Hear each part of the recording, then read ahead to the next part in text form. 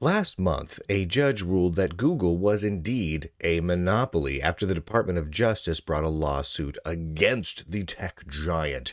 This, of course, paved the way for the possibility that Google would be broken up into a whole bunch of mini Googles, a bunch of little Googlets, if you will. Now it appears that that is actually going to happen. This is moving one step closer to reality. Bloomberg has an exclusive report that they have a source that says that the Department of Justice will ask a judge to force Alphabet's Google to sell off its Chromium internet browser. Now, I haven't been able to confirm this, but it makes a whole lot of sense, and Bloomberg seems awfully confident in their particular source. So at this point, I don't really have any reason to doubt it. Reuters and everyone else is running with the story as well.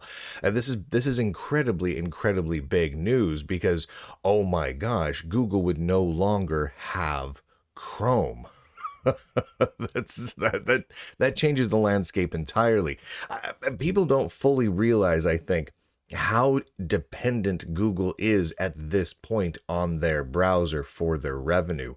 Google is at its heart an advertising company. When you break down Google's actual income, a massive portion of it, the majority of it, comes from advertising, brokering, and the like. That's where Google makes their money. They're an advertising giant, and one of the best avenues that they have for putting ads in front of people, for collecting information about people to be used in ad aggregation and brokering, is the Chrome web browser, whether it's on desktops or on Android devices. So if Chrome is forced to be split off into a separate company or sold off to another company entirely, this changes the dynamic of what Google can do rather dramatically.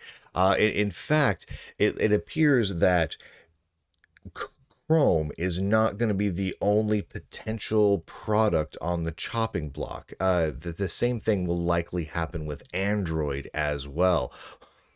Google could be a whole lot of different looking very soon. Now, before you get too excited, the roadmap for this is lengthy. I'm going to look here at the Reuters article, and they point out that, where is this at? This is going to be the final ruling for this from District Judge Amit Mehta would be August 2025. So next summer would be a final ruling for this. And that's assuming that this particular remedy actually stays in play. There's going to be prosecutors had floated a range of potential remedies. We talked about that previously. Where is this at? I believe, yes, okay. The judge has scheduled a trial for the remedy proposals this coming April. So April of 2025, there will be a trial specifically around the remedies. Now, what's interesting about how this works is when the prosecuting attorneys have when the case has already been declared that Google is a monopoly, the prosecuting attorneys then go to the judge and propose a series of remedies. We've already talked about this a little bit. Sorry, I'm laughing at myself because I really like the thumbnail for the video. For those of you listening to the audio podcast, you have no idea what I'm talking about, but I'm making a face at myself right now, apparently wearing the same shirt that I'm wearing right now. So it's a very weird moment for me. But the prosecuting attorneys list out what they want the remedies to be, how they want to solve the problems associated with Google being a monopoly, right? The proposed remedies. Google also will propose a series of remedies, right? So now that Google has been found guilty, if you will, right? They've been declared a monopoly. Google has the opportunity right now. I believe it's through early December, I want to say. It's sometime in December. Go listen to my show, Google May Be Broken Up as a Result of Lawsuit, from October 9th. I believe I go into that there. because I actually dived through the legal filings. But Google has the opportunity this year to declare what they think would be a reasonable way to resolve them being a monopoly. And I'm extraordinarily curious to see what Google proposes about this, right? Like, how would Google propose to fix Google being a monopoly? Like, Google obviously isn't going to come out and say, we should be broken up into a bunch of baby Googles, right? Google doesn't want that. Google needs to be large. Google needs to be a monolith. Google needs to have control in order to dominate the industries that they're in, because that's the benefit of being a monopoly, is you can be a monopoly. As soon as you're broken up, you can't be a monopoly anymore. So Google is likely going to propose a series of very bizarre little things like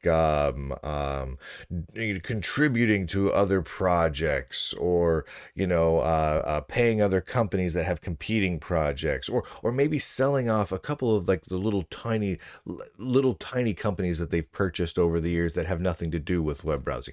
They're going to come up with something, right? They're going to come up with a series of things, and they're going to try and word it to be to give the impression that it is an extraordinarily big move. Like, oh my gosh, we're selling off this one company that does this text processing thing that no one's ever heard of before. That's going to change the dynamics of the industry, and this is us complying with the Department of Justice, blah, blah, blah, blah, blah, blah. That's what's going to happen most likely. I would be very surprised if Google's proposals for the remedy phase have anything to do with Chrome or Android being split off. I just don't see that likely. Now, what I want to point out to people is making a face at myself again. I'm referencing a bunch of my old shows because most of the reporting on this is from the Lunduke Journal, and the shows. I'm sorry. When I make a face at myself, it makes me laugh. It sort of breaks my brain a little bit. What I want to remind people of is that this is only one of the many massive changes to the tech industry that could come about because of this lawsuit. This really is one of the biggest lawsuits that has impacted tech in a long time. A lot of people remember the Microsoft antitrust monopoly lawsuits, and that had a very big impact on the tech industry, right? The one where, the Department of Justice was going after Microsoft because Microsoft made it so you couldn't uninstall Internet Explorer. It was anti-competitive, et cetera, et cetera, et cetera. The result of that lawsuit paved the way for a lot of change within the web browsing market, including for the ability for Mozilla Firefox to gain a significant amount of traction in the market. If it had not been for that antitrust lawsuit against Microsoft, that just wouldn't have been as likely to happen back when it did. However, this Google lawsuit has the potential to send far bigger shockwaves across the entirety of the industry than that Microsoft lawsuit ever did. I mean, this is a very, very big deal, because not only are we talking about the possibility of Android being split off as its own company, of Chrome being split off as its own company, and potentially of some of the AI projects being split off as its own company. I mean, this is which is big by itself. That's huge. But this could bring about an end to the current practice where Google pays Apple and Mozilla and many others a huge amount of money. Billions of dollars go into this. I mean, I think I was reading that Google pays Apple something on the order of like $2 billion to make Google the default search in Safari and related things. I mean, it's a massive amount of money that gets thrown around. That will likely all have to end. Now, I mean, it's all a little bit up in the air right now. Everything's gonna hinge on what happens over the next few months, but the likelihood is those big payments coming from Google to Mozilla, to Apple, and to many others are not going to continue. The odds of those continuing are almost zero, considering that the fact that Google pays those companies, that fact was a critical part in the lawsuit and the ruling. So if it would be extraordinarily surprising if those payments were allowed to continue, and if Chrome is split off from the search business, oh my gosh, I don't even know what that would do. So what that means is, while Apple is certainly going to be just fine if they don't have Google's, add the default search engine placement money, right? Apple's going to make it just fine. Mozilla will not.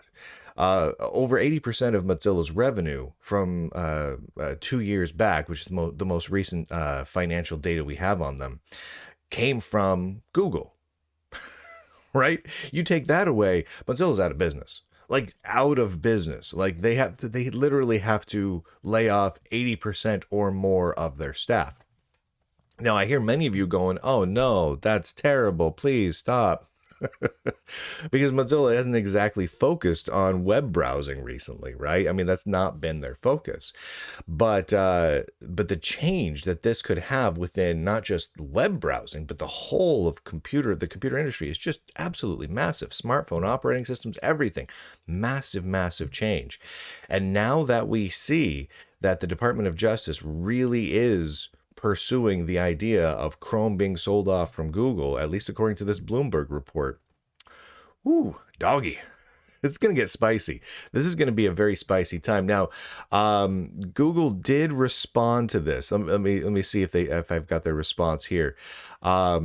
Google respond to this by saying, in a statement from Leanne Mulholland, Vice President of Google Regulatory Affairs. If you've got a corporation, by the way, that is so big that you need a Vice President of Regulatory Affairs and you're a software company, maybe you're too big.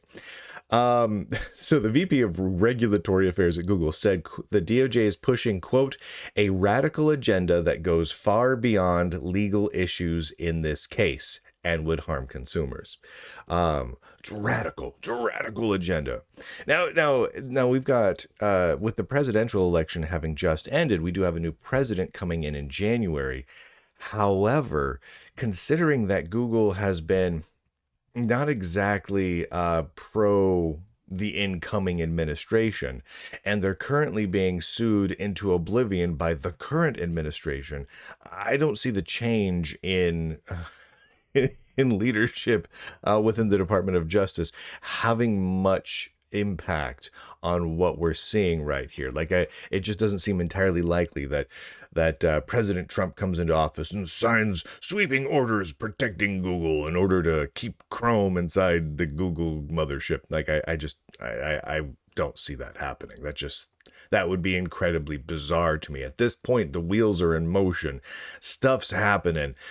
We're going to see things broken up. And what is that going to mean to the market share of web browsers, right? Because Chrome is right now the king. I mean, they're the king of web browsing. They're the biggest, right? So what is that going to do to the entirety of the market? I mean, where we've got, Firefox and Brave and Vivaldi and so many others, and Ladybird coming up over here. And we've got all these different browsers jockeying for position. It seems like things are primed for a fairly massive shakeup. That happens every so many years. When you look at the market share, you see one web browser or one operating system in one field gain a significant amount of dominance, hold it for a while, and then a massive shakeup happens and something unexpected comes out of nowhere and becomes the undisputed king for any number of years. And this happens within Linux distributions, web browsers. It's just the way it is. And it seems like things are primed for that to happen in the web browser market in 2025 and beyond. So it's going to be a fun year.